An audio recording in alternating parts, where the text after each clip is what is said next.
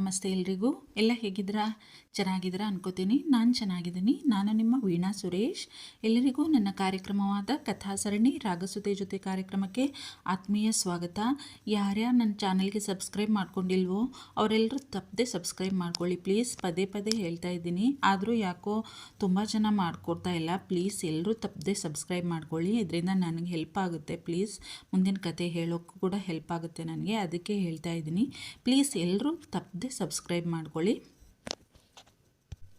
ಮನಸಾರ ಮುತ್ತಿಕ್ಕಿ ತನ್ನ ಹಿಡಿತ ಸಡಿಲಿಸಿದ್ದ ಶರಶ್ಚಂದ್ರ ಹುಡುಗಿಯ ಸ್ಥಿತಿ ನೋಡಿ ತಲೆಯ ಮೇಲೆ ಕೈ ಹೊತ್ತಿದ್ದ. ತಾನು ಮಾಡಿದ ಅಚಾತುರ್ಯಕ್ಕೆ ಪಾಪ ಕಂಗಾಲಾಗಿ ಹೋಗಿದೆ ಹುಡುಗಿ.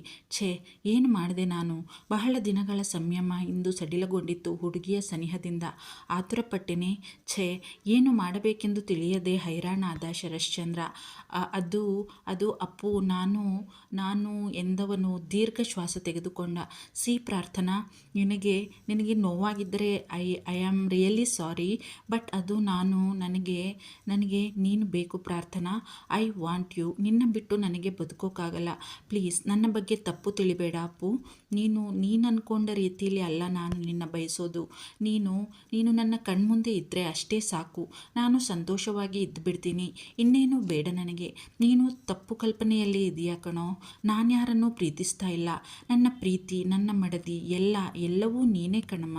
ನೀನು ಬೇಕು ನನಗೆ, ಬೇಕೇ ಬೇಕು. ಪ್ಲೀಸ್ ಏನಾದರೂ ಮಾತಾಡು ಅಪ್ಪು. ಕ್ಷಣಗಳ ಹಿಂದೆ ಏನು ನಡೆಯಿತು ಎಂದೇ ತಿಳಿಯದೆ ಕಂಪಿಸುತ್ತಾ ಹೈರಾಣಾಗಿ ನಿಂತು ಬಿಟ್ಟಿದ್ದಳು ಹುಡುಗಿ ಅಯೋಮಯಳಾಗಿ.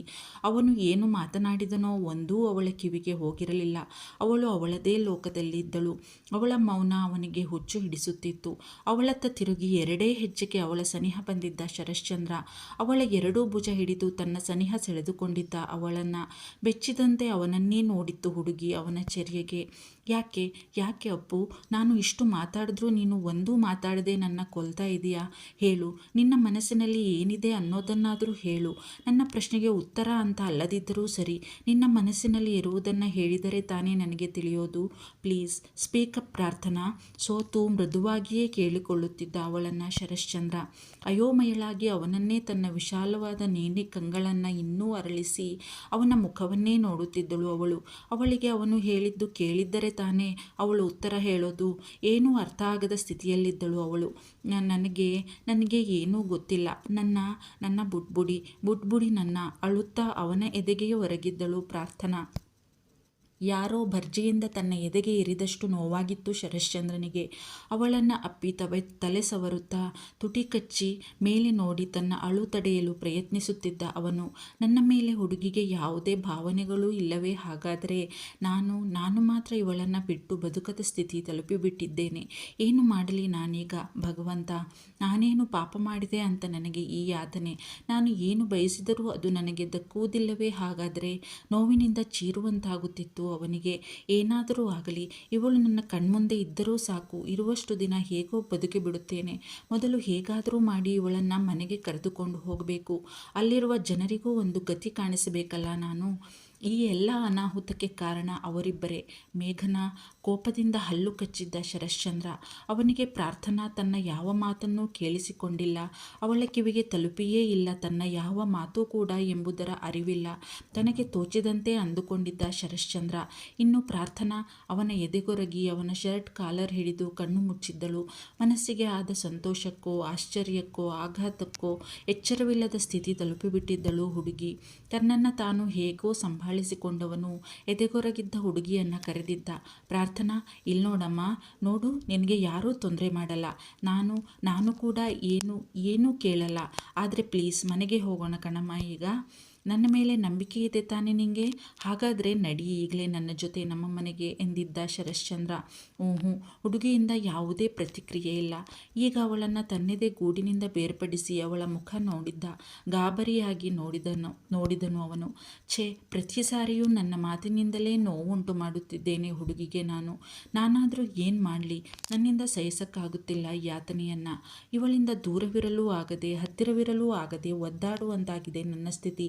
ಯಾರಿಗೆ ಹೇಳೋದು, ಏನು ಮಾಡೋದು ಒಂದೂ ಅರ್ಥವಾಗುತ್ತಿಲ್ಲ. ಛೇ, ನೋವಿನಿಂದ ಕನಲಿ ಹೋದವನು ತನ್ನ ಹಿಡಿತದಲ್ಲಿದ್ದವಳನ್ನು ಎತ್ತಿಕೊಂಡು ಒಳನಡೆದಿದ್ದ ಈ ಬಾರಿ ಶರಶ್ಚಂದ್ರ. ಒಂದು ರೂಮ್ ಹುಡುಕಿ ಅಲ್ಲಿದ್ದ ಕಾಟ್ ಮೇಲೆ ಅವಳನ್ನು ಮಲಗಿಸಿದ್ದ. ನಡೆದಾದ ಉಸಿರು ಬಿಟ್ಟವನು ಅಲ್ಲಿಯೇ ಇದ್ದ ಒಂದು ಸ್ಟೂಲ್ ಎಳೆದುಕೊಂಡು ಕೂತು ಕೆನ್ನೆ ಮೇಲೆ ಕೈಯಿಟ್ಟು ಮಲಗಿದ್ದ ಹುಡುಗಿಯನ್ನೇ ನೋಡುತ್ತಾ ಕುಳಿತ. ಬೆಳಗಿನಿಂದ ಆದ ಎಲ್ಲ ಘಟನೆಗಳನ್ನೂ ನೆನಪಿಸಿಕೊಂಡ. ರಾತ್ರಿಯೆಲ್ಲ ನಿದ್ದೆಯಿಲ್ಲದೆ ಹೊರಳಾಡಿದ್ದ. ಹುಡುಗಿಯ ಚಿಂತೆ, ನಾಳೆ ಅವಳು ಸಿಕ್ಕಾಗ ಏನು ಮಾತನಾಡಬೇಕು, ಹೇಗೆ, ನಾನು ನನ್ನ ಮನಸ್ಸನ್ನು ಅವಳ ಮುಂದೆ ತೆರೆದಿಟ್ಟರೆ ಅವಳ ಪ್ರತಿಕ್ರಿಯೆ ಹೇಗಿರಬಹುದು, ಒಂದು ವೇಳೆ ಒಪ್ಪದೇ ಇದ್ದರೆ ನಾನು ಅವಳು ಇಲ್ಲದೆ ಹೇಗೆ ಬದುಕಿರಲಿ, ಇಂಥದೇ ಚಿಂತೆಯಿಂದ ಸೋತು ಸುಣ್ಣವಾಗಿ ಬಿಟ್ಟಿದ್ದ ಶರಶ್ಚಂದ್ರ. ಅಂತೂ ಇಂತೂ ಬೆಳಗಿನ ಜಾವ ನಿದ್ದೆ ಅವನ ಹತ್ತಿರ ಸುಳಿದಿತ್ತು. ಒಂದೇ ಸಮನೆ ಅವನ ಫೋನ್ ಬಡಿದುಕೊಳ್ಳುತ್ತಿತ್ತು. ಬೆಡ್ ಲ್ಯಾಂಪಿನ ಹತ್ತಿರವಿದ್ದ ಫೋನನ್ನು ನಿದ್ದೆಗಣ್ಣಿನಲ್ಲಿಯೇ ಎಳೆದುಕೊಂಡು ಕಿವಿಯ ಬಳಿ ಇಟ್ಟಿದ್ದ. ಹಲೋ, ಶರಶ್ಚಂದ್ರ ಹಿಯರ್ ಎಂದಿದ್ದ ತನ್ನ ಎಂದಿನ ಕಂಚಿನ ಕಂಠದಲ್ಲಿ. ಅತ್ತಲಿಂದ ಯಾವುದೇ ಧ್ವನಿಯಿಲ್ಲ. ಈಗ ಕಣ್ಣುಜ್ಜಿಕೊಂಡು ಫೋನಿನ ಪರದೆಯನ್ನು ಸರಿಯಾಗಿ ನೋಡಿದ್ದ ಮಮತಾ. ಗಡಬಡಿಸಿ ಎದ್ದು ಕುಳಿತಿದ್ದ ಶರಶ್ಚಂದ್ರ ಆತುರದಿಂದ, hello Mamata, what's the matter? ಅದು ಪ್ರಾರ್ಥನಾ ಹುಷಾರಾಗಿದ್ದಾಳೆ ತಾನೇ? ಗಾಬರಿಯಿಂದ ಪ್ರಶ್ನಿಸಿದ್ದ. ಅವನ ಮಾತು ಕೇಳಿದವಳ ಮುಖದಲ್ಲಿ ಮುಗುಳು ನಗೆ. ದೂರದ ಯಾವುದೋ ಆಶಾಕಿರಣ ಗೋಚರಿಸಿದಂತಾಗಿತ್ತು ಅವಳಿಗೆ. ತನ್ನ ಗೆಳತಿಯ ಬಾಳು ಬಂಗಾರವಾಗಬಹುದು ಎಂಬ ಆಸೆ ಅವಳಿಗೆ. ನಥಿಂಗ್ ಸರ್, ಅದು ನನಗೆ ನಿಮ್ಮ ಫ್ರೆಂಡ್ ಅನೀಶ್ ಅವರು ಕಾಲ್ ಮಾಡಿ ಎಲ್ಲನೂ ಹೇಳವ್ರೆ. ನಾನು ಈಗ ನನ್ನ ಅಮ್ಮನ ಕರ್ಕೊಂಡು ಹಾಸ್ಪಿಟ್ಲಿಗೆ ಹೋಗ್ತಾ ಇದ್ದೀನಿ. ನಮ್ಮ ಅಪ್ಪಾಜಿನೂ ನಮ್ಮ ಜೊತೆಗೆ ಬರ್ತಾರೆ. ಮನೆಯಲ್ಲಿ ಪ್ರಾರ್ಥನಾ ಒಬ್ಬಳೇ ಇರ್ತಾಳೆ. ಅವಳನ್ನು ಏನೋ ಒಂದು ಹೇಳಿ ಮನೇಲೇ ಬಿಟ್ಟೋಯ್ತೀವಿ ನಾವು. ನೀವು ಸುಮಾರು 10 ಗಂಟೆ ಹಂಗೆ ಬನ್ನಿ, ನಾನು ಹೇಳಿದ ಅಡ್ರೆಸ್ಗೆ ಸರ್. ಅದೇನಿದೆಯೋ ಎಲ್ಲನೂ ಸರಿಯಾಗಿ ಮಾತಾಡ್ಕೊಳ್ಳಿ. ಎಲ್ಲ ಸಮಸ್ಯೆಗಳನ್ನು ಕೂತು ಮಾತಾಡಿ ಪರಿಹಾರ ಮಾಡ್ಕೊಳ್ಳಿ ಸರ್. ನನ್ನ ಗೆಳತಿಯ ಜೀವನ ಇನ್ನು ಮುಂದಾದ್ರೂ ಚೆಂದಾಗಿರಲಿ ಅನ್ನೋದೇ ನನ್ನ ಆಸೆ ಸರ್. ಹುಡ್ದಾಗ್ಲಿಂದನೂ ಬರೀ ಕಷ್ಟನೇ ನೋಡಿದೆ ಪಾಪ ಆ ಹುಡುಗಿ ಎಂದಿದ್ದಳು ನೋವಿನಿಂದ ಮಮತಾ. ಕೇಳುತ್ತಿದ್ದವನಿಗೂ ನೋವಾಗಿತ್ತು. ಡೋಂಟ್ ವರಿ ಮಮತಾ, ನಾನಿದ್ದೀನಿ ಎಂದಿದ್ದ ಶರಶ್ಚಂದ್ರ. ಸರಿ ಸರ್, ನಾನು ನಿಮ್ಮ ನಂಬರ್ಗೆ ಈಗ ನಾವಿರೋ ಮನೆಯ ಅಡ್ರೆಸ್ ಕಳಿಸ್ತೀನಿ ಎಂದು ಕಾಲ್ಕಟ್ಟು ಮಾಡಿದ್ದಳು ಅವಳು. ಗಡಿಬಿಡಿಯಿಂದ ಎದ್ದು ತನ್ನ ನಿತ್ಯ ಕರ್ಮಗಳನ್ನು ಮುಗಿಸಿ ಶ್ರದ್ಧೆಯಿಂದ ತಯಾರಾಗಿ ಹೊರಟಿದ್ದ ತನ್ನ ಅಪ್ಪುವನ್ನು ನೋಡಲು ಶರಶ್ಚಂದ್ರ. ಸಣ್ಣ ಆತಂಕವಂತೂ ಇದ್ದೇ ಇತ್ತು ಅವನ ಮನಸ್ಸಿನಲ್ಲಿ. ಆದರೆ ಮನಸ್ಸಿನ ಸಂತೋಷವೇ ಮೇಲುಗೈ ಸಾಧಿಸಿತ್ತು. ಆದರೂ ಯಾಕೆ ಹೀಗೆ ಸತಾಯಿಸ್ತಾ ಇದ್ದಾಳೆ ನನ್ನ ಈ ಹುಡುಗಿ? ಅದ್ಯಾವಾಗ ನನ್ನ ಮೈ ಮನಗಳಲ್ಲಿ ಇನ್ನಿಲ್ಲದಂತೆ ಆವರಿಸಿಬಿಟ್ಟಳೋ? ಹುಚ್ಚು ಹೊಡಿಸಿಬಿಟ್ಟಿದ್ದಾಳೆ ನನ್ನಂತ ನನಗೆ. ಅಮ್ಮ ನನ್ನ ಬಿಟ್ಟು ಬಾರದ ಲೋಕಕ್ಕೆ ಹೋದ ಮೇಲೆ ನಾನು ಯಾರನ್ನೂ ಈ ಪರಿ ಹಚ್ಚಿಕೊಂಡಿರಲಿಲ್ಲ. ಆದರೆ ಇವಳು ನನ್ನನ್ನು ಇಷ್ಟರ ಮಟ್ಟಿಗೆ ಬದಲಾಯಿಸಿ ಬಿಟ್ಟಿದ್ದಾಳೆ. ಇವಳಿರದೆ ನಾನು ಹೇಗೆ ಬದುಕಿರಲಿ? ಇಲ್ಲ, ಅವಳಿಗೂ ನನ್ನ ಬಗ್ಗೆ ಮೃದು ಭಾವನೆ ಇದೆ. ಎಸ್, ಅವಳು ಮೊದಲು ಹೇಳಿದ ಮಾತುಗಳು ನೆನಪಾಗಿದ್ದವು ಅವನಿಗೆ. ಧಡಕ್ಕನೆ ಎದ್ದು ನಿಂತ ಶರಶ್ಚಂದ್ರ. ಅಯ್ಯೋ, ನಾನೆಂಥ ದಡ್ಡ! ಹುಡುಗಿ ಹೇಳಿದ ಮೊದಲ ಮಾತುಗಳನ್ನೇ ಮರೆತು ಬಿಟ್ಟೆನಲ್ಲ. ಛೇ, ಹೌದು, ನಾನು ಅವಳನ್ನು ನನ್ನ ಸಂತೋಷ ನಿನಗೆ ಯಾಕೆ ಮುಖ್ಯ ಎಂದು ಕೇಳಿದಾಗ ಏನೆಂದಳು ಅವಳು? ನೀವು ನನಗೆ ತಾಳಿ ಕಟ್ಟಿ ನನಗೆ ಸಹಾಯ ಮಾಡಲಿಲ್ವೇ? ನೀವು ನಮ್ಮೋರೇ ಅಲ್ವಾ ಎಂದು ಕೇಳಿದ್ದಳಲ್ಲವೇ? ಅಂದರೆ ಎಸ್, ಅವಳು ನನ್ನ ತಾಳಿ ಕಟ್ಟಿದ ಗಂಡ ಎಂದು ಒಪ್ಪಿಕೊಂಡಿದ್ದಾಳೆ ಎಂದೇ ಅರ್ಥವಲ್ಲವೇ? ಎಸ್, ಹೌದು. ನನಗೆ ಮೊದಲೇ ಯಾಕೆ ನೆನಪಾಗಲಿಲ್ಲ ಅವಳ ಈ ಮಾತು? ಹುಡುಗಿ ನನ್ನ ತಪ್ಪು ತಿಳಿದಿದೆ ಅಷ್ಟೇ. ಆ ಮೇಘನಾನ ನಾನು ಪ್ರೀತಿಸ್ತಾ ಇದ್ದೀನಿ, ಅವಳನ್ನೇ ಮದುವೆ ಆಗ್ತೀನಿ ಅಂತ. ಆದರೆ ಯಾರು ಇದನ್ನೆಲ್ಲ ಇವಳ ತಲೆಗೆ ತುಂಬಿರೋದು? ಅವರೇ ಇಬ್ಬರು ಇರ್ತಾರೆ, ಇನ್ಯಾರಾಗಿರಲು ಸಾಧ್ಯ? ಕೋಪದಿಂದ ಹಲ್ಲು ಕಚ್ಚಿದ್ದ ಶರಶ್ಚಂದ್ರ. ಅವನಿಗೆ ಆಗುತ್ತಿರುವ ಸಂತೋಷಕ್ಕೆ ಏನಾಗುತ್ತಿದೆ ತನಗೆ ಎಂದೇ ಅರ್ಥವಾಗದ ಸ್ಥಿತಿಯಾಗಿತ್ತು ಅವನಿಗೆ. ಆದರೂ ಹುಡುಗಿ ತನ್ನ ಮನಸ್ಸಿನಲ್ಲಿ ಇರುವುದನ್ನು ಸುಲಭವಾಗಿ ನನಗೆ ಹೇಳುವವಳಲ್ಲ. ನನಗೆ ಗೊತ್ತಿದೆ ಅದು. ಕಾಯ್ತೀನಿ ನಾನು. ನಿನಗೋಸ್ಕರ ನನ್ನ ಉಸಿರಿರುವವರೆಗೂ ಕಾಯೋಕೆ ತಯಾರಾಗಿದ್ದೀನಿ ನಾನು. ನೀನೇ ನಿನ್ನ ಮನಸಾರ ನೀನೆಂದರೆ ನನಗೆ ಇಷ್ಟ ಎಂದು ಹೇಳಬೇಕು. ಹೇಳುವ ಹಾಗೆ ನಾನು ಮಾಡ್ತೀನಿ. ನಿನ್ನನ್ನು ಒಲಿಸಿಕೊಳ್ಳುವುದೇ ಇನ್ನು ಮುಂದೆ ನನಗೆ ಇರುವ ಗುರಿ ಅಪ್ಪು. ನೀನು ನನಗೆ ಬೇಕೇ ಬೇಕು ಎಂದುಕೊಂಡವನ ಮುಖದ ಮೇಲೆ ಮುಗುಳ್ನಗು ಮೂಡಿತ್ತು. ಅವಳ ಸನಿಹ ಬಂದವನು ಅವಳ ಪಕ್ಕವೇ ಕುಳಿತಿದ್ದ. ನಿಧಾನವಾಗಿ ಆಸ್ಥೆಯಿಂದ ಅವಳ ಮುಖವನ್ನು ಮೃದುವಾಗಿ ಸವರಿದ್ದ ಶರಶ್ಚಂದ್ರ. ತೃಪ್ತಿಯಾಗಲಿಲ್ಲ ಅವನಿಗೆ. ಮುಖದ ಮೇಲೆಲ್ಲ ಹರಡಿದ್ದ ಮುಂಗುರುಳನ್ನು ಅವಳ ಕಿವಿಯ ಹಿಂದೆ ಸಿಕ್ಕಿಸಿದ್ದ. ತನ್ನ ಮುಖವನ್ನು ಅವಳ ಮುಖದ ಹತ್ತಿರ ತಂದು ಅವಳ ಹಣೆಗೂ ಒಂದು ಬೆಚ್ಚನೆಯ ಮುತ್ತಿತ್ತ. ಅಪ್ಪು, ನೀನೇನೋ ಮಾಡಿಬಿಟ್ಟಿದೆಯಾ ಕಣೆ ನನಗೆ. ನೀನೆಂದರೆ ಒಂದು ಬಗೆಯ ಹುಚ್ಚು ನನಗೆ. ಬಿಟ್ಟು ಇರಲು ಸಾಧ್ಯವೇ ಆಗದಂಥ ಹುಚ್ಚು ಎಂದುಕೊಂಡ ಅವಳ ದುಂಡುಗೆನ್ನೆಗಳನ್ನು ಮೃದುವಾಗಿ ಸವರಿ ನಿಧಾನವಾಗಿ ಹೊರಳಾಡುತ್ತಿದ್ದಳು. ಅತ್ತಿತ್ತ ತಲೆ ಆಡಿಸುತ್ತಾ ಪ್ರಾರ್ಥನಾ. ಸರ್ರನೆ ಅಲ್ಲಿಂದ ಎದ್ದು ಅವಳ ಎದುರಿಗೆ ಇದ್ದ ಸ್ಟೂಲ್ ಮೇಲೆ ಕುಳಿತುಬಿಟ್ಟಿದ್ದ ಶರಶ್ಚಂದ್ರ ಗಂಭೀರವಾಗಿ ನಿಧಾನವಾಗಿ ಕಣ್ಣು ಬಿಟ್ಟವಳಿಗೆ ತಾನು ಎಲ್ಲಿ ಇದ್ದೇನೆ ಎಂದು ಅರ್ಥ ಆಗಲಿಲ್ಲ. ಒಂದು ಕ್ಷಣ ಸುತ್ತಲೂ ಒಮ್ಮೆ ನೋಡಿದವಳ ದೃಷ್ಟಿ ತನ್ನ ಮುಂದೆಯೇ ಕುಳಿತಿದ್ದ ಶರಶ್ಚಂದ್ರನನ್ನು ನೋಡಿ ಅಲ್ಲಿಯೇ ಸ್ಥಿರವಾಯಿತು. ನೋವಿನಿಂದ ನೋಡಿದ್ದಳು ಕಣ್ಣು ತುಂಬಿಕೊಂಡು ಅವನತ್ತ. ಹುಡುಗಿ ಇವನು ತನ್ನವನಲ್ಲ ಎಂಬ ಯೋಚನೆಯೇ ಅವಳನ್ನು ನೋವಿಗೆ ನೂಕುತ್ತಿತ್ತು. ಏನೂ ಮಾಡಲಾಗದೆ ಈ ಯಾತನೆಯನ್ನು ಸಹಿಸಲೂ ಆಗದೆ ಒದ್ದಾಡುತ್ತಿದ್ದಳು ಪ್ರಾರ್ಥನಾ. ಶರಶ್ಚಂದ್ರ ಅವಳ ಪ್ರಶ್ನೆಗೆ ಆಗಲೇ ಉತ್ತರ ಹೇಳಿದ್ದ ಅವನ ರೀತಿಯಲ್ಲೇ. ಆದರೆ ಅದು ಅವಳ ಕಿವಿಗೆ ಬಿದ್ದಿರಲಿಲ್ಲ ಅಷ್ಟೇ. ಅದಕ್ಕೆ ಈ ಪರಿಯ ಯಾತನೆ ಅವನಿಗೆ. ಯಾಕೆ ಪದೇ ಪದೇ ನನ್ನ ಹತ್ತಿರ ಬಂದು ನನಗೆ ಕ್ಷಣಗಳ ಹಿಂದೆ ಅವನಿತ್ತ ದೀರ್ಘ ಚುಂಬನ ನೆನಪಾಗಿ ಧಡಕ್ಕನೆ ಎದ್ದು ಕುಳಿತಿದ್ದಳು. ಕೆಂಪಾಗಿ ಹೋದಳು ಹುಡುಗಿ. ಕಂಪಿಸಿತು ಅವಳ ಕೋಮಲ ತನು. ಅವಳನ್ನೇ ಗಂಭೀರವಾಗಿ ಕಣ್ಣು ಸಂಕುಚಿಸಿ ನೋಡುತ್ತಿದ್ದವನು ಅವಳು ನಡುಗುತ್ತಿದ್ದುದನ್ನು ನೋಡಿ ಅವಳತ್ತ ಧಾವಿಸಿದ್ದ ಶರಶ್ಚಂದ್ರ. ಏನಾಯ್ತು ನಿನಗೆ? ಸಾರಿ ಪ್ರಾರ್ಥನಾ, ಹುಷಾರಾಗಿದೆಯಾ ತಾನೇ? ಮೃದುವಾಗಿ ಅವಳ ಹೆಗಲು ಬಳಸಿ ಕೇಳಿದ್ದ ಶರಶ್ಚಂದ್ರ. ಅವನ ಸನಿಹ ಸ್ಪರ್ಶ ಅವಳ ನಡುಕವನ್ನು ಇನ್ನೂ ಹೆಚ್ಚು ಮಾಡಿದ್ದವು. ಅವನ ಹಿಡಿತದಲ್ಲಿ ಸಣ್ಣಗೆ ನಡುಗುತ್ತಿದ್ದವಳ ಕೋಮಲತನು ಅವನಲ್ಲಿ ಬಯಕೆಗಳನ್ನು ಜಾಗೃತಗೊಳಿಸುತ್ತಿದ್ದವು. ತನ್ನನ್ನು ತಾನು ಸಂಭಾಳಿಸಿಕೊಳ್ಳಲು ಹರಸಾಹಸ ಪಡಬೇಕಾಗುತ್ತಿತ್ತು ಅವನಿಗೆ. ಭಗವಂತ, ನನ್ನಿಂದ ಏನೂ ಅನಾಹುತವಾಗದಂತೆ ನೀನೇ ಕಾಪಾಡಬೇಕು. ಸಾಧ್ಯವಿಲ್ಲ ನನ್ನಿಂದ ಇವಳ ಮೋಡಿಯಿಂದ ಹೊರಬರುವುದು. ಈಗಂತೂ ಸುತಾರಾಮ್ ಸಾಧ್ಯವಿಲ್ಲ. ಅವಳ ಮನಸ್ಸಿನಲ್ಲಿಯೂ ನಾನು ಇದ್ದೇನೆ ಎಂದು ತಿಳಿದ ಮೇಲೂ ಹೇಗೆ ಅಂತರ ಕಾಯ್ದುಕೊಳ್ಳಲಿ ಅವಳಿಂದ? ಮೊದಲೇ ಅವಳೆಂದರೆ ಒಂದು ರೀತಿಯ ಹುಚ್ಚು ನನಗೆ. ಈಗಂತೂ ಮಿತಿಮೀರಿ ಹೋಗಿದೆ ನನ್ನ ಹುಚ್ಚು ಎನಿಸುತ್ತಿದೆ ನನಗೆ. ಏನು ಮಾಡಲಿ ನಾನು? ಸಾರಿ ಅಪ್ಪು ಎಂದು ಮನಸ್ಸಿನಲ್ಲಿಯೇ ಕ್ಷಮೆ ಬೇಡಿದವನು ಅವಳ ಕೋಮಲ ತನುವನ್ನು ತನ್ನ ವಿಶಾಲವಾದ ಎದೆಗೆ ಒತ್ತಿಕೊಂಡು ಕಣ್ಮುಚ್ಚಿದ ಶರಶ್ಚಂದ್ರ. ಅವನೆದೆ ಗೂಡಿನಲ್ಲಿ ಹುದುಗಿ ಬಿಸಿಯುಸಿರು ಹೊರಹಾಕಿದ್ದಳು ಪ್ರಾರ್ಥನಾ ಕಣ್ಣು ಮುಚ್ಚಿ. ಅವಳು ಈಗ ಅತ್ಯಂತ ತೃಪ್ತಳು. ಅವನ ಸದೃಢ ತೋಳುಗಳ ಬೆಚ್ಚನೆಯ ಬಂಧನದಲ್ಲಿ ಅತ್ಯಂತ ಸುಭದ್ರತೆಯ ಭಾವ ಅವಳಿಗೆ. ಇವನ ತೋಳಿನಾಸರೆಯಲ್ಲಿ ನನಗೆ ಯಾವ ಭಯ ಆತಂಕವೂ ಇಲ್ಲ. ತಾನು ಸುರಕ್ಷಿತವಾಗಿರುತ್ತೇನೆ ಎಂಬ ಭಾವವೇ ತೃಪ್ತಿ ನೀಡಿತ್ತು ಅವಳಿಗೆ. ಅವನ ಬಾಹುಬಂಧನದಲ್ಲಿ ಬೇರೆ ಯಾವ ಭಾವನೆಗಳೂ ಬರಲಿಲ್ಲ. ಯಾರ ನೆನಪುಗಳೂ ಬರಲಿಲ್ಲ ಈ ಬಾರಿ ಅವಳಿಗೆ. ಪ್ರಾರ್ಥನಾ, ನಡಿ ಮನೆಗೆ ಹೋಗೋಣ. ಮೃದುವಾಗಿ ಅವಳನ್ನು ತನ್ನೆದೆ ಗೂಡಿನಿಂದ ಬೇರ್ಪಡಿಸಿ ತನ್ನನ್ನೇ ಅರಳಿದ ಕಂಗಳಿಂದ ನೋಡುತ್ತಿದ್ದ ಹುಡುಗಿಗೆ ಹೇಳಿದ್ದ ಶರಶ್ಚಂದ್ರ. ಯಾವ ಮನೆ? ನಾನೆಲ್ಲೂ ಬರಲ್ಲ ಎಂದಿದ್ದಳು ಅಳುಧ್ವನಿಯಿಂದ ಹುಡುಗಿ. ಈಗ ಅವಳಿಗೆ ನೆನಪಾಗಿತ್ತು, ಇವರು ಎಂದಿಗೂ ನನ್ನವರಲ್ಲ, ಮೇಘನಾ ಮೇಡಮ್ನ ಮದುವೆ ಆಗುವವರು ಎಂದು. ಒಮ್ಮೆಲೇ ಅಳು ನುಗ್ಗಿ ಬಂದಿತ್ತು ಅವಳಿಗೆ. ನಮ್ಮ ಮನೆಗೆ ಪ್ರಾರ್ಥನಾ? ಯಾಕೆ ಬರಲ್ಲ? ನೀನು ಬರಲೇಬೇಕು. ಬರ್ತಾ ಇದೆಯಾ ಅಷ್ಟೇ ನನ್ನ ಜೊತೆಗೆ ನಮ್ಮ ಮನೆಗೆ. ಏಳು, ಬ್ಯಾಗ್ ರೆಡಿ ಮಾಡು ಎಂದಿದ್ದ ಗಂಭೀರವಾಗಿ ಈ ಸಾರಿ ಶರಶ್ಚಂದ್ರ. ಅವನಿಗೆ ಅವಳನ್ನು ಇಲ್ಲೇ ಬಿಟ್ಟು ಮರಳುವ ಯಾವ ಯೋಚನೆಯೂ ಇರಲಿಲ್ಲ. ಅದು ಅವನಿಂದ ಸಾಧ್ಯವೂ ಇರಲಿಲ್ಲ. ನಾನು ಬರಲ್ಲ. ಯಾಕೆ ಬರಬೇಕು? ಅದೇನು ನನ್ನ ಮನೆನಾ? ನಾನು ಆ ಮನೆಗೆ ಎಷ್ಟೆಂದರೂ ಹೊರಗಿನವಳು ತಾನೇ. ನಾನು ಅಲ್ಲಿ ಇದ್ರೆಷ್ಟು ಬಿಟ್ರೆಷ್ಟು ಅದರಿಂದ ಯಾರಿಗೂ ಏನೂ ವ್ಯತ್ಯಾಸ ಆಗಲ್ಲ ತಾನೇ ಎಂದಿತ್ತು ಹುಡುಗಿ ತನ್ನ ಪಟ್ಟು ಬಿಡದೆ ಅದೇ ಅಳು ಧ್ವನಿಯಲ್ಲಿ. ಈ ಬಾರಿ ಅವನಿಗೂ ಸಣ್ಣ ಕೋಪ ಬಂದು ಬಿಟ್ಟಿತ್ತು ಹುಡುಗಿಯ ಮೇಲೆ.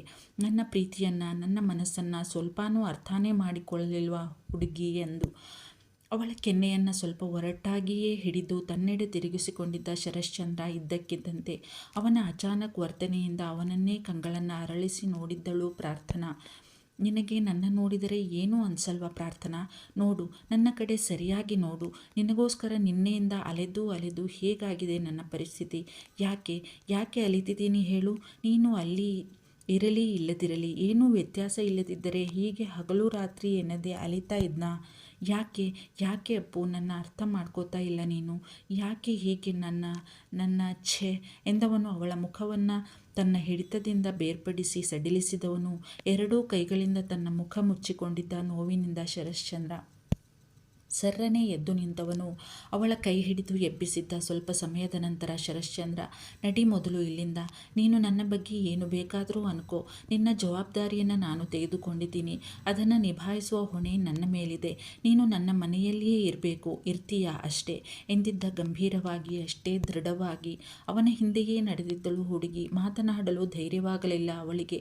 ನಡಿ, ನಿನ್ನ ಬ್ಯಾಗ್ ಎತ್ಕೊಂಡು ಬಾ ಎಂದು ತಾನು ಹಿಡಿದ ಕೈ ಬಿಟ್ಟಿದ್ದ ಶರಶ್ಚಂದ್ರ ಸರಸರನೆ ಒಳನಡೆ ನಡೆದು ತನ್ನ ಬ್ಯಾಗ್ ಹಿಡಿದು ಬಂದಿದ್ದಳು ಪ್ರಾರ್ಥನಾ. ಅದು ಮಮ್ಮಿ ಮಾತು ಹೇಳಲು ತಡವರಿಸಿದ್ದಳು ಹುಡುಗಿ ಅವನ ಗಂಭೀರ ಮುಖಭಾವ ನೋಡಿ.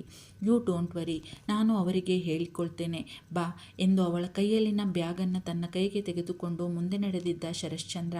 ಅವನ ಹಿಂದೆಯೇ ತಲೆದಕ್ಕಿಸಿ ನಡೆದಿದ್ದಳು ಪ್ರಾರ್ಥನಾ. ಕಾರಿನ ಹಿಂದಿನ ಬಾಗಿಲು ತೆರೆದು ಕುಳಿತುಕೊಳ್ಳಲು ನೋಡಿದವಳನ್ನ ಮುಂದೆ ನಡಿ ಎಂದಿದ್ದ. ಅವನ ಈ ಪರಿಯ ಗಂಭೀರ ಮಾತು ಅವಳನ್ನು ಮಾತೇ ಆಡದಂತೆ ತಡೆಯುತ್ತಿತ್ತು. ಸುಮ್ಮನೆ ಅವನು ಹೇಳಿದಂತೆ ಮುಂದೆ ಹೋಗಿ ಕುಳಿತಿದ್ದಳು ಪ್ರಾರ್ಥನಾ. ಬ್ಯಾಗನ್ನು ಹಿಂದಿನ ಸೀಟಿನ ಮೇಲಿಟ್ಟು ತಾನು ಡ್ರೈವರ್ ಸೀಟಲ್ಲಿ ಬಂದು ಕುಳಿತಿದ್ದ ಶರಶ್ಚಂದ್ರ. ಬೆಲ್ಟ್ ಹಾಕಿಕೊಳ್ಳುತ್ತಿದ್ದವನು ಒಮ್ಮೆ ಅವಳತ್ತ ನೋಡಿದ್ದ. ತಕ್ಷಣ ಅವಳತ್ತ ಬಾಗಿದ್ದ. ಹೃದಯದ ಬಡಿತ ಅವಳಿಗೆ ಕೇಳಿಸುವಷ್ಟು ಜೋರಾಯಿತು. ಮತ್ತೆ ಅವಳಿಗೆ, ಥತ್ ಇವಯ್ಯ ಒಂದಿನ ನನ್ನ ಉಸಿರು ನಿಲ್ಸೋದು ಪಕ್ಕ ಅಂತವ ಸುಮ್ಕೆ ಹೇಳ್ತೀನ ನಾನು. ಅದ್ಯಾಕೆ ಹಿಂಗೆ ಹತ್ರಕ್ಕೆ ಬತ್ತಾರೋ ಕಾಣೆ. ಹಿಂದೆ ಸರಿದು ಮುಖವನ್ನು ಕಿಟಕಿಯ ಕಡೆ ತಿರುಗಿಸಿಕೊಂಡು ಗಟ್ಟಿಯಾಗಿ ಕಣ್ಣು ಮುಚ್ಚಿ ಯೋಚಿಸುತ್ತಿದ್ದಳು ಹುಡುಗಿ. ಅವಳ ಸೀಟ್ ಬೆಲ್ಟ್ ಹಾಕಿದವ ಕಣ್ಮುಚ್ಚಿ ಕುಳಿತಿದ್ದವಳನ್ನೇ ನೋಡಿದ. ಅವಳ ಕೆನ್ನೆಗೆ ಮೆತ್ತಗೆ ತುಟಿ ಸೋಕಿಸಿ ತಕ್ಷಣ ತನ್ನ ಸ್ಥಾನಕ್ಕೆ ಬಂದು ಕುಳಿತಿದ್ದ. ಅವನ ಮೈಯ ಘಮ ಮೊದಲೇ ಅವಳನ್ನು ಯಾವುದೋ ಲೋಕಕ್ಕೆ ಕೊಂಡೊಯ್ಯುತ್ತಿತ್ತು. ಮೈ ಮರೆತಿದ್ದಳು ಹುಡುಗಿ. ಇವಯ್ಯ ಅದ್ಯಾವ ಸೆಂಟ್ ಆಗ್ತದೋ, ಎಷ್ಟು ಚೆಂದಾಗದೆ ವಾಸನೆ ಎಂದುಕೊಂಡು. ತನ್ನ ಕೆನ್ನೆಗೆ ಏನೋ ಸೋಕಿದಂತಾಗಿ ತಕ್ಷಣ ಕೆನ್ನೆಗೆ ಕೈ ಹಿಡಿದು ಕಣ್ಣು ತೆರೆದಿದ್ದಳು ಪ್ರಾರ್ಥನಾ. ಅನುಮಾನದಿಂದ ಅವನ ಕಡೆ ನೋಡಿದ್ದಳು. ಅವನು ಗಂಭೀರವಾಗಿ ಕಾರ್ ಚಲಾಯಿಸುತ್ತಿದ್ದ. ತನಗೆ ಏನೂ ಗೊತ್ತೇ ಇಲ್ಲ ಎಂಬಂತೆ ಏನೋ ಭ್ರಮೆ ಇರಬೇಕು, ಎಂಥದ್ದೂ ಇಲ್ಲ ಎಂದುಕೊಂಡು ಕಿಟಕಿಯಾಚೆಗೆ ನೋಡುತ್ತಾ ಕೆನ್ನೆ ಸೋಕುವ ಮುಂಗುರುಳನ್ನು ಕಿವಿಯ ಹಿಂದೆ ಸಿಕ್ಕಿಸುತ್ತಾ ಕುಳಿತಿದ್ದಳು ಹುಡುಗಿ ಸುಮ್ಮನೆ. ಅವನ ಕಡೆ ನೋಡುವ ಧೈರ್ಯ ಬರಲಿಲ್ಲ ಯಾಕೋ ಅವಳಿಗೆ. ಮುಗುಳ್ನಗು ಮೂಡಿತು ಅವನ ಮುಖದ ಮೇಲೆ. ತಾನು ಮಾಡಿದ ಕೆಲಸಕ್ಕೆ ಅವನಿಗೇ ಆಶ್ಚರ್ಯವಾಗಿತ್ತು. ನಾನು ಯಾವಾಗಿನಿಂದ ಇಷ್ಟು ಬದಲಾದೆ? ಎಲ್ಲ ಈ ಹುಡುಗಿಯ ಸಹವಾಸ. 28ರ ಹುಡುಗನಂತಾಗಿದ್ದೇನೆ ನಾನು. 40ರ ಹತ್ತಿರದ ವಯಸ್ಸು ನನಗೆ ಎಂದುಕೊಂಡವನ ಮನಸ್ಸು ಮ್ಲಾನವಾಯಿತು. ಹೌದು, ಇವಳಿನ್ನೂ 20ರ ಹುಡುಗಿ, ನಾನು 40ರ ವಯಸ್ಕ. ನಾನು ತಪ್ಪು ಮಾಡ್ತಿದ್ದೀನಾ ಇವಳನ್ನು ಬಯಸಿ? ಮತ್ತೆ ಅವನನ್ನು ಕಾಡಿತ್ತು ಅದೇ ಹಳೆಯ ಚಿಂತೆ. ನೋನೋ, ಪ್ರೀತಿಗೆ ವಯಸ್ಸಿನ ಅಂತರ ಲೆಕ್ಕಕ್ಕೆ ಬರಲ್ಲ. ಅವಳಿಗೂ ನನ್ನ ಮೇಲೆ ಇಂಥದ್ದೇ ಭಾವನೆಗಳಿವೆ ಎಂದಾದರೆ ನನ್ನಂಥ ಅದೃಷ್ಟವಂತ ಬೇರ್ಯಾರೂ ಇಲ್ಲ. ನಾನು ಸಮಾಜ, ಜನ ಇವರಿಗೆಲ್ಲ ಹೆದರುವವನಲ್ಲ. ನನಗೆ ಇವಳು ಬೇಕು ಅಷ್ಟೇ, ಎಸ್ ಎಂದು ಸಮಾಧಾನ ಮಾಡಿಕೊಂಡವನು ಅವಳತ್ತ ನೋಡಿದ್ದ. ಮತ್ತೆ ಮುಗುಳ್ನಗು ಮೂಡಿತು ಅವನ ಮುಖದ ಮೇಲೆ. ಅವಳತ್ತ ತನ್ನ ಕೈ ತೆಗೆದುಕೊಂಡು ಹೋಗಿದ್ದ ನಿಧಾನವಾಗಿ. ಕಿಟಕಿಯ ಆಚೆ ನೋಡುತ್ತಿದ್ದವಳಿಗೆ ನಿದ್ದೆ ಬಂದು ಬಿಟ್ಟಿತ್ತು. ಬೀಸುವ ಗಾಳಿಗೋ, ಮನಸ್ಸಿನ ಆಯಾಸಕ್ಕೋ, ಪಕ್ಕದಲ್ಲಿ ತನ್ನವರಿದ್ದಾರೆ ಎಂಬ ಸಮಾಧಾನಕ್ಕೋ ಹಾಯಾಗಿ ಮಲಗಿದ್ದಳು ಹುಡುಗಿ. ಮುಖದ ತುಂಬೆಲ್ಲ ಮುಂಗುರುಳು ಮುತ್ತಿತ್ತು. ನೋಡಿದವನ ಮುಖ ತಂತಾನೇ ಅರಳಿತ್ತು. ಮುದ್ದು ಹುಡುಗಿ ಇದು, ಪಾಪ, ಇನ್ನೂ ಮಗುವಿನ ಮನಸ್ಸು ಹುಡುಗಿಗೆ ಎಂದುಕೊಂಡು ನಿಧಾನಕ್ಕೆ ಕೈ ಅವಳ ಮುಖದತ್ತ ತೆಗೆದುಕೊಂಡು ಹೋಗಿದ್ದ ಶರಶ್ಚಂದ್ರ ಕಾರು ಓಡಿಸುತ್ತಲೇ. ಅವಳ ಮುಖವನ್ನೆಲ್ಲ ಮುತ್ತಿಕ್ಕುತ್ತಿದ್ದ ಮುಂಗುರುಳ ಮೇಲೆಯೂ ಅಸೂಯೆ ಆಯಿತು ಅವನಿಗೆ. ನೋಡಿ, ನಿಮಗಿರುವ ಅದೃಷ್ಟ ನನ್ನಂಥ ಬಡಪಾಯಿಗಿಲ್ಲ. ಅವಳ ಮುಖವನ್ನು ಎಲ್ಲೆಂದರಲ್ಲಿ ಮುತ್ತಿಡಬಹುದು ನೀವು, ಆದರೆ ನಾನು ಹೀಗೆ ಕದ್ದು ಮುತ್ತಿಕ್ಕುವ ಪರಿಸ್ಥಿತಿ ನನಗೆ ಎಂದುಕೊಂಡು ಪೇಚಾಡಿಕೊಂಡಿದ್ದ. ಮುಂಗುರುಳನ್ನು ಅವಳ ಕಿವಿಯ ಹಿಂದೆ ಸಿಕ್ಕಿಸಿ ಅತ್ತಿತ್ತ ಹೊರಗುತ್ತಿದ್ದ ಅವಳ ತಲೆಯನ್ನು ನಿಧಾನಕ್ಕೆ ತನ್ನ ಹೆಗಲ ಮೇಲೆ ಒರಗಿಸಿಕೊಂಡಿದ್ದ ಶರಶ್ಚಂದ್ರ. ಸ್ವಲ್ಪ ಹೊರಳಾಡಿದವಳು ಅವನ ತೋಳು ಹಿಡಿದು ಹಾಯಾಗಿ ಮಲಗಿದ್ದಳು ಹುಡುಗಿ. ಇವನ ಪರಿಸ್ಥಿತಿ ದೇವರಿಗೇ ಪ್ರೀತಿ. ತನ್ನ ಕೈ ಹಿಡಿದು ಹೆಗಲಿಗೆ ಹೊರಗಿದ್ದವಳ ಮೈಯ ಘಮ ಅವನ ಸಂಯಮವನ್ನು ಕೆಡಿಸುತ್ತಿತ್ತು. ಎಷ್ಟೇ ತನ್ನನ್ನು ತಾನು ಸಂಭಾಳಿಸಿಕೊಳ್ಳಬೇಕು ಎಂದುಕೊಂಡರೂ ಆಗದ ಸ್ಥಿತಿ. ತನ್ನ ತೋಳುಗಳಿಂದ ಅವಳನ್ನು ಇನ್ನಷ್ಟು ತನಗೆ ಒತ್ತಿಕೊಂಡು ಅವಳ ಹಣೆಗೆ ಮೆತ್ತಗೆ ತುಟಿ ಸೋಕಿಸಿದ್ದ ಕಾರು ಓಡಿಸುತ್ತಲೇ. ಒಮ್ಮೆ ಮಿಡುಕಿ ಮತ್ತೆ ಮಲಗಿದ್ದಳು ಮುದ್ದಾಗಿ ಹುಡುಗಿ. ನೀನೇನೋ ಹೀಗೆ ಹಾಯಾಗಿ ಮಲಗಿಬಿಡ್ತೀಯ ಅಪ್ಪು. ಈ ಬಡಪಾಯಿಯ ಸ್ಥಿತಿ ನೋಡು. ನನ್ನ ಯಾವ ಸ್ಥಿತಿಗೆ ತಂದಿದ್ದೀಯಾ ನೀನು ಅಂತ ನೋಡು. ನೀನು ಕಣ್ಣ ಮುಂದಿದ್ದರೆ ಸಾಕು ಅನ್ಕೋತೀನಿ, ಆದರೆ ನೀನು ಕಣ್ಣ ಮುಂದೆ ಬಂದರೆ ನಿನ್ನ ಸನಿಹ ಬೇಕು ಅನಿಸುತ್ತೆ ಕಣೋ. ಇನ್ನೂ ಏನೇನೋ ಅನಿಸುತ್ತೆ. ನಿಂಗೆಲ್ಲಿ ನನ್ನ ಸ್ಥಿತಿ ಅರ್ಥ ಆಗುತ್ತೆ? ನೀನು ಇನ್ನೂ ಚಿಕ್ಕೋಳು. ಇಂಥವೆಲ್ಲ ಅರ್ಥ ಮಾಡಿಕೊಳ್ಳುವಷ್ಟು ಬೆಳೆದಿಲ್ಲ ನೀನು. ನನಗೂ ಗೊತ್ತು ಅದು. ಆದರೂ ನಿನ್ನ ಮನಸ್ಸಿನಲ್ಲಿ ನಾನು ಇದ್ದೀನಿ ಅನ್ನೋ ಭಾವನೆಯೇ ಖುಷಿ ಕೊಡುತ್ತೆ ನನಗೆ. ಅದು ಪ್ರೀತಿ ಅಂತ ನಿನಗೆ ಈಗ ಅರ್ಥ ಆಗಿಲ್ಲದೇ ಇರಬಹುದು. ಮುಂದೆ ಖಂಡಿತ ಅರ್ಥ ಮಾಡ್ಕೋತೀಯ. ನನ್ನ ಬರಿದಾದ ಜೀವನಕ್ಕೆ ಬೆಳಕಾಗಿ ಬರ್ತೀಯಾ ಅನ್ನೋ ಭರವಸೆ ಇದೆ ನನಗೆ ಅಪ್ಪು. ಬರ್ತೀಯಾ ಅಲ್ವಾ? ತನಗೆ ತಾನೇ ಮಾತನಾಡಿಕೊಂಡಿದ್ದ ಶರಶ್ಚಂದ್ರ. ಅದೇನೋ ಸಂಭ್ರಮ, ಅದೇನೋ ಸಂತೋಷ, ಅದೇನೋ ನೆಮ್ಮದಿಯ ಭಾವ ಅವಳ ಸನಿಹ ಸ್ಪರ್ಶದಿಂದ ಅವನಿಗೆ. ಈ ಪಯಣ ಎಂದೂ ಮುಗಿಯದಿರಲಿ ಎನ್ನುವ ಭಾವ. ಆದರೆ ಮನೆ ಬಂದಿತ್ತು. ಕಾರ್ ನಿಲ್ಲಿಸಿ ಹುಡುಗಿಯ ಕೆನ್ನೆ ತಟ್ಟಿದ್ದ ಶರಶ್ಚಂದ್ರ. ನಿಧಾನವಾಗಿ ಕಣ್ಣುಜ್ಜುತ್ತಾ ಕಣ್ಣು ಬಿಟ್ಟವಳಿಗೆ ತಾನು ಇರುವ ಜಾಗ ನೋಡಿ ಗಲಿಬಿಲಿಯಾಗಿತ್ತು. ಸರ್ರನೆ ಹಿಂದೆ ಸರಿದು ಕೂತು, ಸರ್ ಅದು ನಿದ್ದೆ ತಪ್ಪಾಯ್ತು ಸರ್ ಎಂದಿದ್ದಳು ತಡೆದು. ಇಟ್ಸ್ ಓಕೆ ಪ್ರಾರ್ಥನಾ, ಲೆಟ್ಸ್ ಗೋ ಎಂದಿದ್ದ ಗಂಭೀರವಾಗಿ ಶರಶ್ಚಂದ್ರ. ಕಾರಿನ ಡೋರ್ ತೆಗೆದು ಹಿಂದಿನ ಸೀಟಲ್ಲಿದ್ದ ತನ್ನ ಬ್ಯಾಗ್ ಎತ್ತುಕೊಂಡಿದ್ದಳು ಹುಡುಗಿ ಮಾತನಾಡದೆ. ಮನೆಯ ಮುಂದೆ ನಿಂತವಳಿಗೆ ಮುಂದೆ ಹೆಜ್ಜೆ ಇಡಲು ಮನಸ್ಸಾಗಲಿಲ್ಲ. ಅಂದು ತಾನು ಅನ್ನಿಸಿಕೊಂಡಿದ್ದ ಒಂದೊಂದು ಮಾತು ನೆನಪಾಗಿ ಕಣ್ಣು ತುಂಬಿತ್ತು ಅವಳಿಗೆ. ಎಂಜಲು ತಿನ್ನೋ ನಾಯಿ, ಭಿಕಾರಿ, ಕಳ್ಳಿ, ಒಂದಾ ಎರಡಾ ಅವಳು ಅಂದಿದ್ದು. ನಾನು ಬಡವಳೇ ಆಗಿರ್ಬೋದು, ಆದರೆ ನಂಗೂವೇ ಮನಸ್ಸು ಅದೇ. ಇದು ಯಾಕೆ ಈ ವಯ್ಯಂಗೆ ಅರ್ಥ ಆಯ್ತಾ ಇಲ್ಲ ಎಂದುಕೊಂಡು ಕಣ್ಣೀರು ಒರೆಸಿಕೊಂಡಿದ್ದಳು ಪ್ರಾರ್ಥನಾ. ಆದರೆ ಅವಳ ಕಣ್ಣೀರು ಕಂಡು ಬಿಟ್ಟಿತ್ತು ಶರಶ್ಚಂದ್ರನ ಕಣ್ಣಿಗೆ. ನೋವಾಗಿತ್ತು ಅವನಿಗೂ ಕೂಡ. ನನ್ನ ಮನೆಗೆ ಬರುವುದು ಇಷ್ಟು ನೋವು ಕೊಡುತ್ತಿದೆ ಹುಡುಗಿಗೆ ಅಂದರೆ ಈ ಶಾಂಭವಿ ಮೇಘನ ಅದೆಷ್ಟು ನೋವು ಮಾಡಿರಬೇಡ ಇವಳ ಮನಸ್ಸಿಗೆ. ಪಾಪ, ನಾನು ಇವಳನ್ನು ಮನೆಗೆ ಕರೆದು ತಪ್ಪು ಮಾಡ್ತಾ ಇದ್ದೀನಾ ಎಂದು ಚಿಂತೆಯಾಯಿತು ಒಂದು ಕ್ಷಣ ಅವನಿಗೆ. No, I am wrong. ಅವಳು ನನ್ನ ಜವಾಬ್ದಾರಿ. ಅವಳನ್ನು ನಾನು ಇಲ್ಲಿ ಇರುವಂತೆ ಹೇಳಿ ಕರೆತಂದಿದ್ದು ಮೊದಲು. ಅಂದ ಮೇಲೆ ಅವಳು ಇಲ್ಲಿಯೇ ಇರಬೇಕು, ಇರ್ತಾಳೆ. ಈ ಜನರ ಬಾಯಿಯಿಂದ ಅವಳನ್ನು ಕಾಪಾಡೋದು ಕೂಡ ನನ್ನದೇ ಜವಾಬ್ದಾರಿ. ಅದನ್ನು ಹೇಗೆ ಮಾಡಬೇಕು ಅನ್ನೋದು ನನಗೆ ಗೊತ್ತಿದೆ ಎಂದುಕೊಂಡವನು ಅವಳತ್ತ ನಡೆದಿದ್ದ ಶರಶ್ಚಂದ್ರ. ಲೆಟ್ಸ್ ಗೋ ಪ್ರಾರ್ಥನಾ, ಡೋಂಟ್ ವರಿ. ನೀನು ನನ್ನ ಜವಾಬ್ದಾರಿ. ಇದು ನನ್ನ ಮನೆ, ನಿನ್ನ ಮನೆ ಕೂಡ. ನೀನು ಇಲ್ಲಿ ಯಾರಿಂದಲೂ ಏನೂ ಅನ್ನಿಸಿಕೊಂಡು ಬದುಕಬೇಕಿಲ್ಲ. ನೀನು ತಿರುಗಿಸಿ ಮಾತನಾಡುವ ಎಲ್ಲ ಹಕ್ಕೂ ಇದೆ ನಿನಗೆ. ಅಂತಹ ಸಂದರ್ಭವೇ ಇರಲ್ಲ ಇನ್ನು ಮುಂದೆ. ಈ ಮಾತು ನಾನು ಹೇಳ್ತಾ ಇದ್ದೀನಿ. ನನ್ನ ಮೇಲೆ ನಂಬಿಕೆ ಇದೆ ತಾನೇ ನಿನಗೆ ಎಂದು ಅವಳತ್ತ ನೋಡುತ್ತಾ ಕೇಳಿದ್ದ ಶರಶ್ಚಂದ್ರ. ಕಣ್ಣೀರು ಅವನಿಗೆ ಬೀಳದಂತೆ ಮುಖ ತಗ್ಗಿಸಿದವಳು. ನಿಮ್ಮನ್ನೇ ನಂಬದೆ ಇನ್ಯಾರನ್ನ ನಂಬಲಿ ಸರ್? ಯಾರಿದ್ದಾರೆ ಅಷ್ಟಕ್ಕೂ ನನಗೆ? ನಿಮ್ಮ ಮೇಲೆ ನನಗೆ ಸಂಪೂರ್ಣ ನಂಬಿಕೆ ಇದೆ ಸರ್ ಎಂದಿದ್ದಳು ಹುಡುಗಿ ನಿಧಾನವಾಗಿ. ಪ್ರಾರ್ಥನಾ, ಗುಡ್, ಥ್ಯಾಂಕ್ ಯು ನನ್ನ ಬಗ್ಗೆ ನಂಬಿಕೆ ಇಟ್ಟಿರೋದಕ್ಕೆ ಪ್ರಾರ್ಥನಾ. ನಿನ್ನ ನಂಬಿಕೆಯನ್ನು ಉಳಿಸಿಕೊಳ್ಳಲು ನನ್ನ ಶಕ್ತಿ ಮೀರಿ ಪ್ರಯತ್ನ ಪಡ್ತೀನಿ ನಾನು. ನಡಿ, ಒಳಗೆ ಹೋಗೋಣ ಎಂದವನು ಅವಳ ಕೈಯಿಂದ ಬ್ಯಾಗ್ ತೆಗೆದುಕೊಂಡು ಮುಂದೆ ಹೆಜ್ಜೆ ಹಾಕಿದ್ದ ಶರಶ್ಚಂದ್ರ. ಅವನನ್ನೇ ಹಿಂಬಾಲಿಸಿ ತಲೆ ತಗ್ಗಿಸಿ ನಡೆದಿದ್ದಳು ಹುಡುಗಿ. ಶರಶ್ಚಂದ್ರನ ಹಿಂದೆಯೇ ಒಳಬಂದ ಹುಡುಗಿಯನ್ನು ನೋಡಿ ರಂಗಜ್ಜನಿಗೆ ಅತ್ಯಂತ ಖುಷಿಯಾಗಿತ್ತು. ಪುಟಕ, ಎಲ್ಲಿ ಹೊಂಟೋಗಿದ್ದೆ ನೀನು? ನನಗೂ ಹೇಳ್ದಂಗೆ ಹಿಂಗೆ ಹೊಂಟೋದ್ರೆ ನಾವೇನು ಅನ್ಕೋಬೇಕು? ಪಾಪ ನಮ್ಮ ಚಂದ್ರು ರಾತ್ರಿ ಎಲ್ಲ ನಿನಗೋಸ್ಕರ ಅಲ್ದು ನೋಡು ಹೆಂಗಾಗದೆ ಅವನ ಮಕ. ಅಂತೂ ಬಂದಲ್ಲ, ಬಾ ಬಾ ಎಂದಿದ್ದರು. ಅವರು ಹೇಳಿದ ಮೇಲೆ ಶರಶ್ಚಂದ್ರನತ್ತ ಸರಿಯಾಗಿ ನೋಡಿದ್ದಳು ಹುಡುಗಿ. ಅವನ ವಿಶಾಲವಾದ ಹಣೆಯ ಮೇಲೆಲ್ಲ ಕೆಂಚು ಕೂದಲು ಹೇಗೆಂದರ ಹಾಗೆ ಹರಡಿತ್ತು. ಅವನ ಆಕರ್ಷಕ ಕೆಂಚು ಕಂಗಳು ಕೆಂಪಡರಿ ಬಿಟ್ಟಿದ್ದವು. ಮುಖವೆಲ್ಲ ಸೋತು ಹೋಗಿತ್ತು. ನಿಜವಾಗ್ಲೂ ಪಾಪ, ಸೋತು ಹೋಗ್ಬಿಟ್ಟವ್ರೆ ಈ ವಯ್ಯ ಎಂದುಕೊಂಡಳು. ಪಶ್ಚಾತ್ತಾಪವಾಗಿತ್ತು ಈಗ ಹುಡುಗಿಗೆ. ಪ್ಲೀಸ್ ನೋಡ್ತಾ ಇರೋರೆಲ್ಲರೂ ತಪ್ಪದೆ ಸಬ್ಸ್ಕ್ರೈಬ್ ಮಾಡ್ಕೊಳ್ಳಿ ಪ್ಲೀಸ್.